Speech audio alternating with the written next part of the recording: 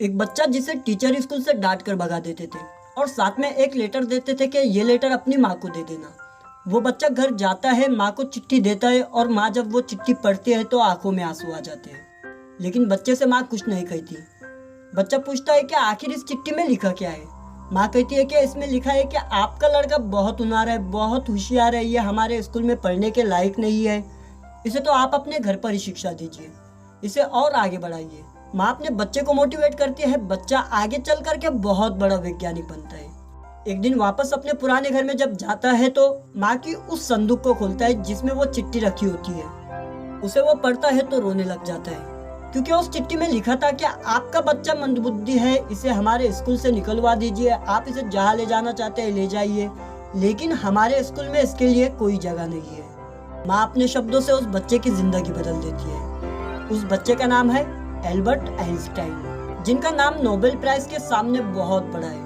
अगर आप किसी से कहते हैं कि आप एल्बर्ट आइंस्टाइन है तो उसके लिए नोबेल प्राइज से भी बड़ा सम्मान हो जाता है। एक ऐसा शख्स जिसके मरने के बाद उसके ब्रेन को रिसर्च के लिए इस्तेमाल किया गया था कि आखिर इस ब्रेन में क्या है जो इतना बुद्धिमान ये व्यक्ति था, जिसका कहना था कि जिस व्यक्ति ने कभी कोई गलती नहीं की उसने कभी भी कुछ नया करने की कोशिश नहीं की।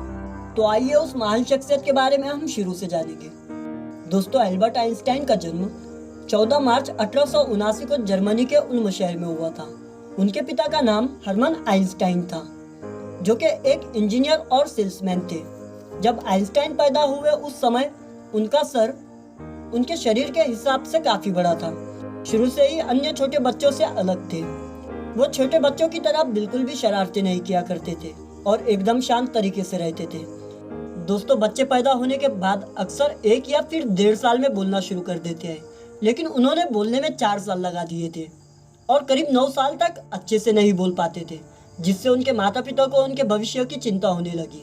दोस्तों, आपको एल्बर्ट आइंस्टाइन के बचपन का एक किस्सा सुनाता हूँ कि जब वो 4 साल के थे तब उन्हें सूप दिया गया पीने के लिए।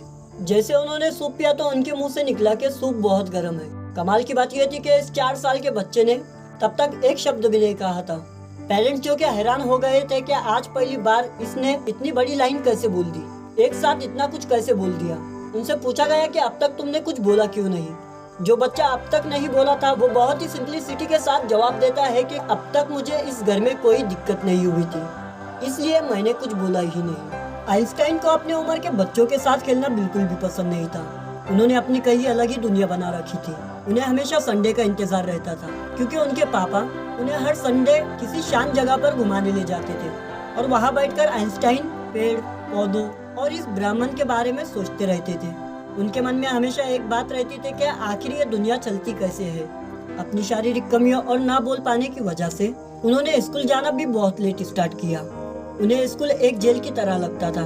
उनका मानना था कि स्कूल एक ऐसी जगह है जहाँ कोई भी आजाद नहीं है। इस सोच के पीछे एक कारण भी था। वो अपने टीचर के बताए हुए बातों को आसानी से एक्सेप्ट नहीं कर पाते थे, क्योंकि उन्हें लगता था कि टीचर द्वारा पढ़ाई हुई चीजें अभी भी अधूरी है, और इसलिए वो उनसे बहुत अजीब अजीब से क्रॉस क्वेश्चन भी किया करते थे, जिसकी वजह से टीचर्स भी उनसे बहुत चिढ़े हुए रहते थे और आइंस्टाइन को उन्होंने मंदबुद्धि भी कहना शुरू कर दिया था। बार बार मंदबुद्धि कहने के कारण आइंस्टाइन को एहसास होने लगा कि मेरी बुद्धि अभी विकसित नहीं है, और एक बार बात में उन्होंने अपने टीचर से पूछा, सर मैं अपनी बुद्धि का विकास कैसे कर सकता हूँ।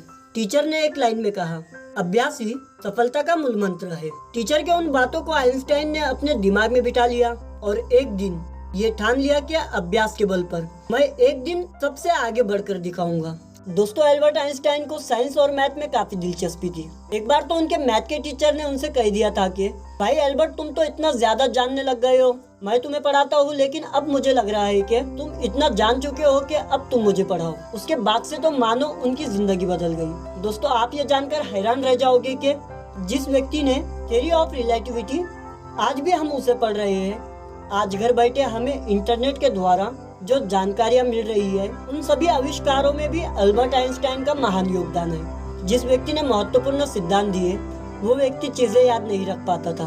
एक और कमाल का किस्सा है कि एक बार ट्रेन में ट्रैवल कर रहे थे। टीसी आया। टीसी ने कहा कि साहब आपका टिकट दिखाइए। एल्बर्ट अपनी कोट की जेब में टिकट को तलाश करने लगे। पैंट की जेब में ढूंढने लगे, लेकिन टिकट मिल ही नहीं रहा था। किसी इज्जत करता था उसने कहा कि अरे सर, पता है मुझे कि आपने टिकट लिए होंगे, आप इतना परेशान क्यों हो रही है? ठीक है, आप बैठिए आराम से। तब भी ढूंढने जा रहे थे, किसी ने हाथ जोड़कर कहा कि अरे बस बस, मैं समझ गया हूँ कि आपके पास टिकट है, आप बिना टिकट यात्रा ना थोड़ी करेंगे, इतने बड़े साइंटिस्ट है। अल्बर्ट आइंस्टाइन ने कहा कि मैं टिकट इसलिए खोज रहा हूँ कि मुझे पता तो चले कि मुझे जाना कहाँ है। दोस्तों, अल्बर्ट आइंस्टाइन छोटी छोटी चीजें भूल जाते थे, लेकिन काम इतने महान किए कि दुनिया आज उन्हें भूल नहीं पा रही है। अल्बर्ट आइंस्टाइन अपने दिमाग में ही पूरी रिसर्च को सोचकर पूरा प्लान तैयार कर लेते थे, जो कि उनकी लेबोरेटरी प्रयोग से ज्यादा सटीक होता था। अमेरिकी सरकार आइंस्टाइन के टैलेंट से इतना डर गई थी कि उनके पीछे अपना जासूस लगा कर रखी थी, ताकि उनके रिसर्च का कोई गलत प्रयोग ना हो सके जो कि देश के लिए हानिकारक हो। दोस्तों, 1922 में जापान के टोक्यो में इंपीरियल होटल में लेक्चर देने के लिए अल्बर्ट आइंस्टाइन वहां पहुंचे हुए थे।